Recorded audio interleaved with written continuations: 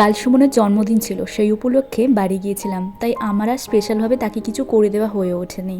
তাই তার আগের দিন রাতে, মানে শনিবার রাতে কেক বানাবো বলে উদ্যোগ নিয়েছিলাম, কিন্তু ঘরে তো সেরকম কিছু জোগাড়পাতি নেই। তাই ইনস্ট্যান্ট একদম সহজভাবে একটা কেকের রেসিপি তোমাদের সঙ্গে শেয়ার করছি। অল্প একটু বানিয়েছিলাম, তার জন্য উপকরণগুলো একদম সামান্য লাগবে। 3 চামচ সুজি আর 3 চামচ চিনি মিক্সিতে গুঁড়ো করে নিয়েছি। এর জন্য 3 চামচ ময়দা লাগবে।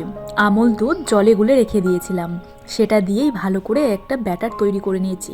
আমার বাড়িতে আনা ইনোটা ছিল, তাই আমি ঠিক বেকিং করার আগের মুহূর্তে ইনোটা মিশিয়েছি। তোমরা চাইলে বেকিং সোডা বা বেকিং পাউডার ইউজ করতে পারো।